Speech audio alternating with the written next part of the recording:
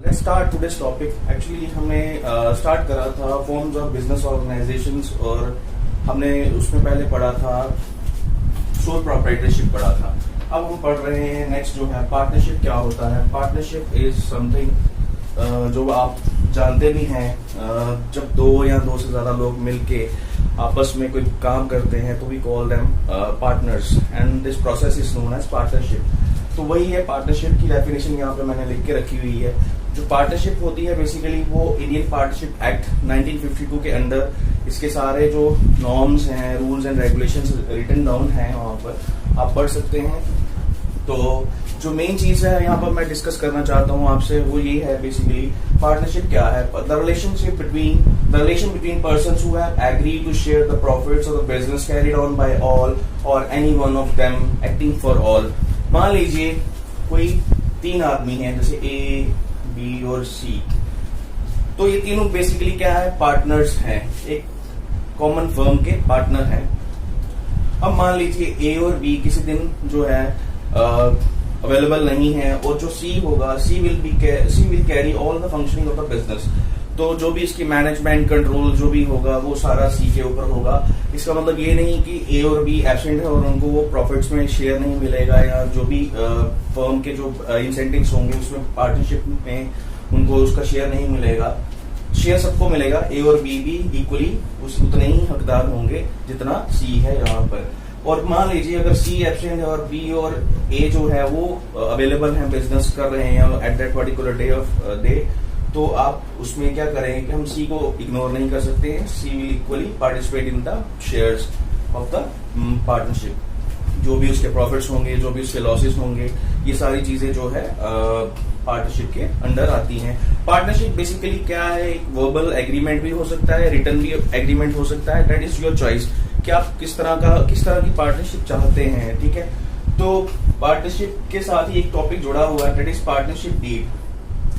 ये partnership deed जो होता है इसमें एक्चुअल में मेंशन किया होता है रिटन में कि कौन सा पार्टनर कितना कैपिटल में शेयर कंट्रीब्यूट करेगा, फर्म क्लोज होने के बाद कितना शेयर ऑन कैपिटल मिलेगा, कितना शेयर ऑन ड्राइंग्स मिलेगा। तो ये सारी चीजें जो है पार्टनरशिप डीड में मेंशन की होती हैं। This is a written document basically. तो अब हम पढ़ते हैं नेक्स्ट फीचर्स क्या होते हैं पार्टनरशिप के। पार्टनरशिप आपको समझ आ चुका होगा शायद। तो पार्टनरशिप है बेसिकली कुछ दो तीन लोग मिलके कोई जब काम कर रहे होते हैं तो वो तीनों का जो होगा, या इसमें नंबर ऑफ पार्टनर्स जो हैं हमारे कुछ बुक्स में अलग अलग मेंशन हैं, बट जो मैंने यहाँ पर आपको बताऊंगा वो बिल्कुल एग्जैक्टली जो है एट प्रेजेंट वो बताने जा रहा हूँ। अब फीचर्स पढ़ते हैं। फीचर्स में आ जाता है फॉर्मेशन क्या होता है। फॉर्मेशन बेसिकली क्या है, कोई भी एग्रीमेंट। ठीक है, आप ये एग्रीमेंट वर्बल भी कर सकते हैं, नॉन वर्बल भी हो सकता है। आप बिना किसी कोई लिखा पढ़ी के आप कर सकते हैं, बिना कोई रिटन डॉक्यूमेंट के आप कर सकते हैं एग्रीमेंट। उसके बाद लायबिलिटी यहाँ पर जो है इसमें सभी पार्टनर्स की जो लायबिलिटी होगी वो इक्वली सबकी अनलिमिटेड होगी यहाँ पर। ठीक है, अब लायबिलिटी जो है हर टॉपिक में आप पढ़ेंगे, बिजनेस हो या एंटरप्रेन्योरशिप हो या अकाउंट्स में पढ़ेंगे, तो ये सारी जगह आपको पढ़ना पड़ेगा लायबिलिटी के बारे में। यही मेन जो है हमारा जो बिजनेस का जो मेन पार्ट जो है दैट इज लायबिलिटी। ठीक है, कह सकते हैं हम इसको।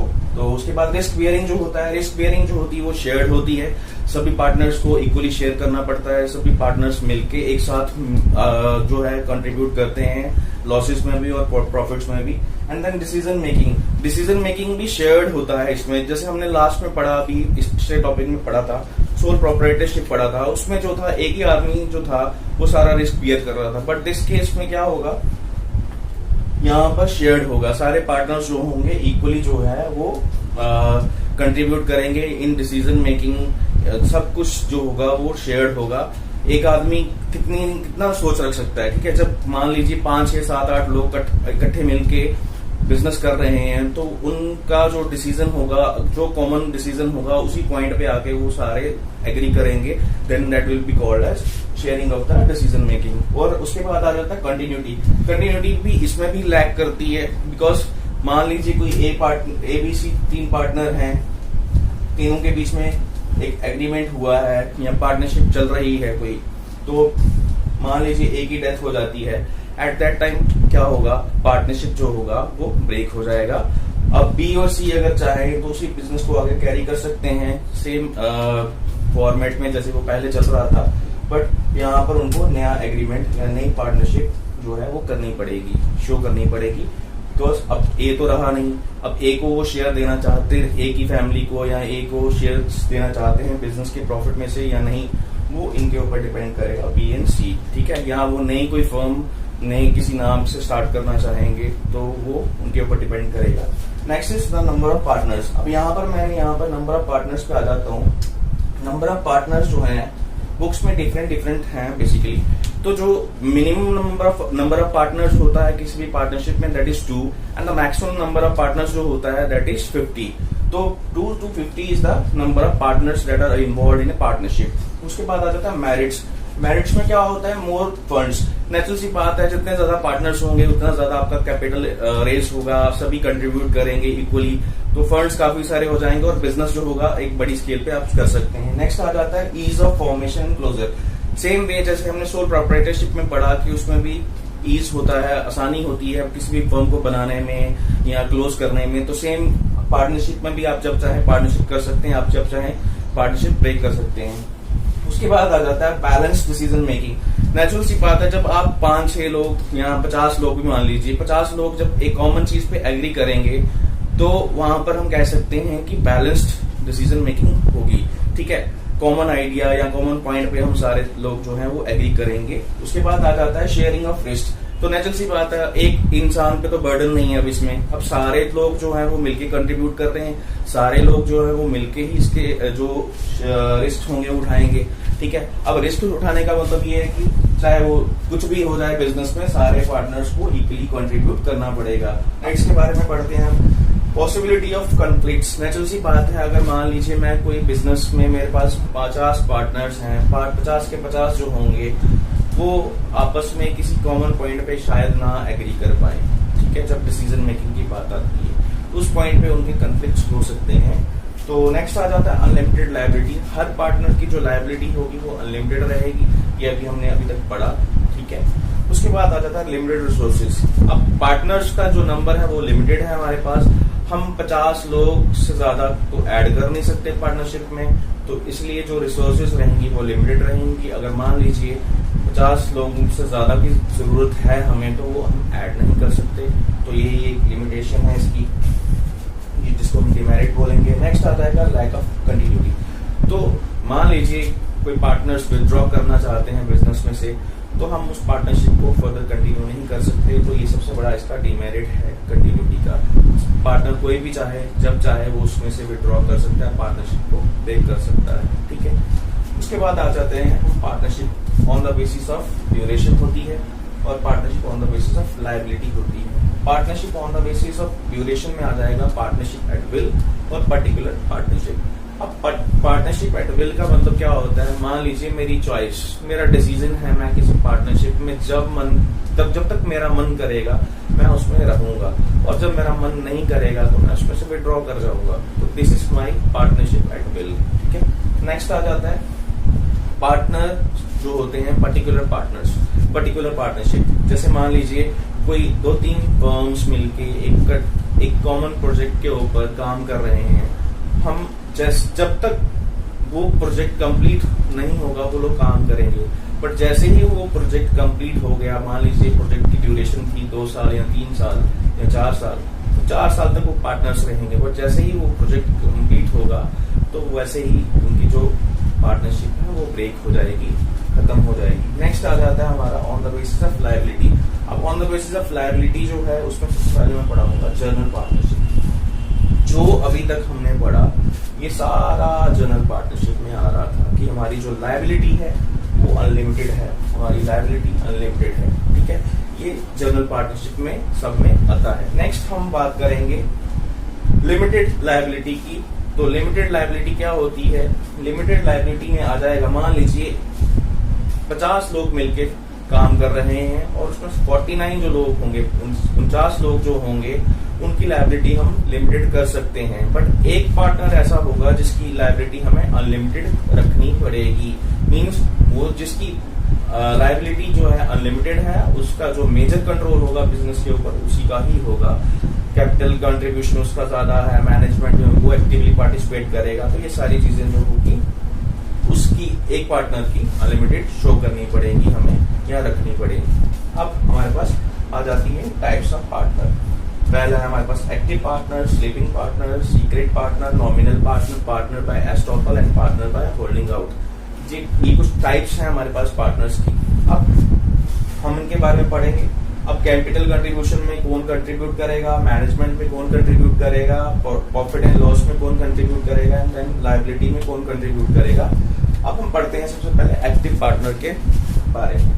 एक्टिव पार्टनर नेचुरल सी बात है, डेली बेसिस पे वो एक्टिवली पार्टिसिपेट कर रहा है बिजनेस के अंदर, तो कैपिटल कंट्रीब्यूट करेगा, यस करेगा, मैनेजमेंट में पार्टिसिपेट करेगा, यस करेगा, प्रॉफिट एंड लॉस में यस करेगा, और लायबिलिटी उसकी अनलिमिटेड रहेगी। वैसे ही हमारा स्लीपिंग पार्टनर है, हमने दिखाया हुआ है, बट एक्टिवली वो पार्टिसिपेट नहीं कर पा रहा है, ठीक है, तो हम उसमें उसका कंट्रीब्यूशन दिखाएंगे, यस बिल्कुल होगा उसका कंट्रीब्यूशन।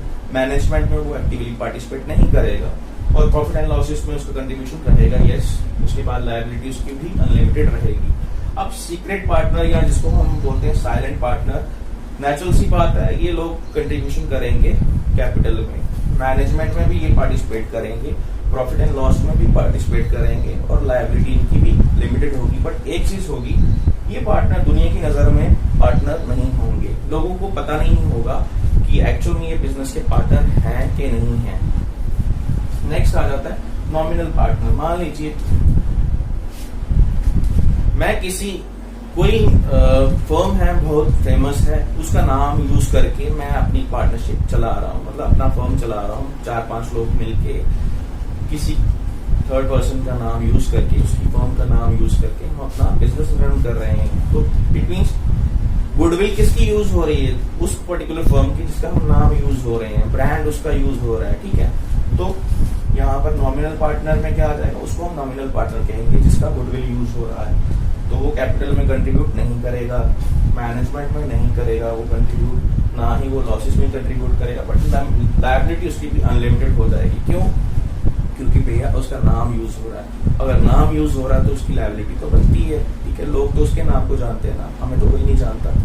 नेक्स्ट आ जाते हैं partner by estoppel. Partner by estoppel क्या है, बेसिकली मान लीजिए मेरे बिजनेस में कोई एक मैनेजर है, और उस मैनेजर को मैंने दिखाया हुआ कि ये मेरा पार्टनर है, ठीक है, वो कंट्रीब्यूट कर रहा है बिजनेस में, कैपिटल में नहीं कर रहा, वो मैनेजमेंट में पार्टिसिपेट नहीं कर रहा, लेकिन प्रॉफिट एंड लॉस में भी वो कंट्रीब्यूट नहीं कर रहा, लायबिलिटी उसकी भी अनलिमिटेड हो जाएगी, क्योंकि मैंने दिखाया हुआ है ये मेरा पार्टनर है।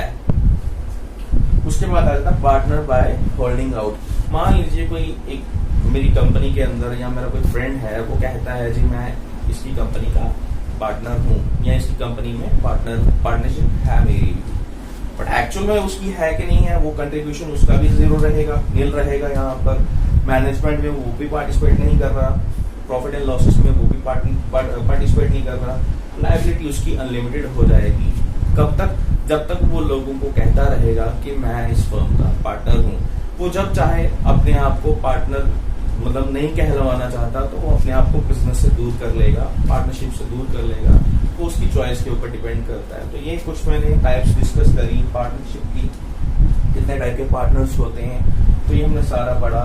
ओवरऑल जो है हमारा पार्टनरशिप जो है हमने सारा डिस्कस कर दिया है। इसमें पार्टनरशिप की जो टॉपिक था वो छोटा सा, मैं एक अलग से टॉपिक है, मैं अलग से नहीं बताना चाहता था उसकी वीडियो, तो इसमें मैंने छोटा सा बता दिया कि शेयर ऑन कैपिटल या शेयर इंटरेस्ट ऑन ट्राइंग्स जो होगा वो किस तरह से रहेगा, उसमें वो सारा एग्रीमेंट जो है रिटन में ही लिखा रहता है। और ये मेन जो है एक्ट आपको लिख के आना है अगर आप चाहते हैं मार्क्स लेना, और ये पार्टनरशिप में से आपको क्वेश्चन पूछा जाएगा एग्जाम्स में, ठीक है। और मेनली जो होता है क्वेश्चन इस क्वेश्चन में से आता है, जैसे मैंने partnership on the basis of duration और partnership on the basis of liability बताया, और उसके बाद टाइप्स ऑफ पार्टनर्स जो है इसके ऊपर आपको क्वेश्चन एग्जाम में आएगा। चलिए जी, thank you for watching my videos, और चैनल को सब्सक्राइब करिए, लाइक करिए और शेयर भी करिए, और अपने फीडबैक जरूर दीजिए कमेंट्स में कि आपको जो मेरी वीडियोस हैं उनमें जो आपको मैं पढ़ा रहा हूँ वो कैसा लग रहा है, किस तरह से पढ़ाता हूँ मैं, या आप कुछ चाहते हैं मैं कुछ ऐड ऑन करूँ या कुछ डिलीट करूँ अपनी जो मैं बोलता हूँ, कुछ चीज़ें हैं, आप मेरे को क्लियरली अपना फीडबैक दे सकते हैं। Thank you for watching.